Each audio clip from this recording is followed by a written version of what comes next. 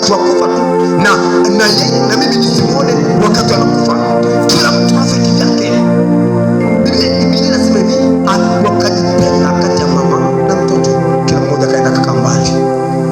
Alafu kumbuka yule mtoto ni mdogo, alafu kumbuka binti Nyeusi ni msichana mdogo, sio kama ni mtu mzima mwenye akili sawa sawa.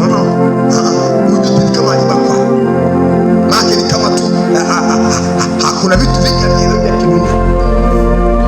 Bwana Yesu asifiwe. Bwana Yesu asifiwe. Angalia mateso wanaopitia, angalia vita wanaopitia, lakini tuulize nyuma ya hiyo vita kuna ujumbe gani? Shida sio vita, shida sio ajiri na Ishmaeli kupita kwenye vita. Angalia nyuma ya vita kuna ujumbe gani? Ni nini ujumbe umebebwa pale? Kinachomata ni upate kujua ni kwa nini vita imenielekea, ni kwa nini vita inanizunguka namna hii. Maana ukienda mbele za Mungu ukatuuliza sasa kwamba ni nini kimenitokea, maandiko yanasema ndipo akapaza sauti yake kwa Bwana. Maana alienda kauliza Baba, what is going on? Alienda kumuuliza Mungu ni nini kinaendelea kwenye maisha yangu, maana sielewi. Kwa hiyo mtoto wangu nimemzaa juzi tu, leo anakufa na njaa jangwani, hakuna kitu cha kunywa, hamna hata maji, kiu inamuuma. Maandiko yanasema malaika wa Mungu akashuka baada ya Ajili kupaza sauti yake mbele za Bwana. Malaika akashuka akamwambia Ajili, usilie.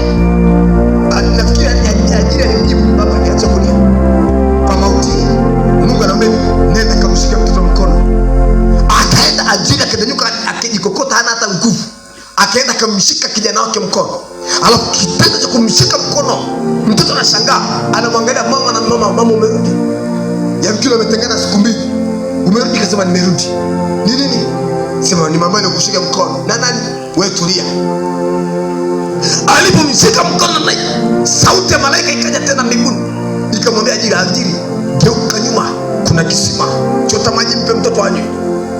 Ajili anageuka nyuma, anaona kisima cha maji kilichojaa kila namna ya rasilimali, resources zinazomfaa mwanadamu kuishi. Haya ziko ndani ya kisima. Akaenda akachota maji, akampa kijana akanywa, akachota na kambale, akachemsha wakala. Usiniulize moto alipata wapi. Bwana Yesu tusaidie sana. Hata kama ni wabichi wataliwa tu muda huu, jala mwezi mzima, kutana kambale mbichi hapo ataliwa tu. Halo. Alafu Mungu anamwambia baada ya Ajili kula na kunywa na maji, Mungu anamwambia sasa nitamfanya mtoto kwa taifa kubwa. Yes, hiyo ndio lengo. Angalia ambapo Roho Mtakatifu anapomjibu Ajili. Huyu mtoto na vita unaokuta nayo ni kwa sababu ni taifa kubwa. Maana kama sio taifa kubwa, huyu mtoto asikapitana na vita. Maana hiyo vita imeachiliwa juu yake ni kwa ajili ya kumzuia asiende wapi? Kwenye taifa ambao nimemkusudia. Maana Ishmaeli amekusudiwa kuwa taifa kubwa. Bwana Yesu asifiwe. Huyu Ishmaeli ndivyo Mungu anamkusudia awe taifa kubwa.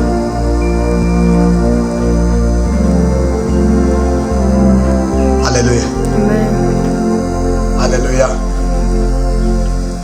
Kinacholeta vita kwa Ishmaeli ni kitu gani? Ni kwa sababu ndani yake ana spirit ya taifa kubwa. Yes. Kwa nende kamuli unataka umuulize Mungu, ni kwa nini napita hapa? Ni kwa nini jambo limenipoteza? Yeye maana ulimwengu wa roho. Unaona Ishmaeli sio mtoto wa kawaida.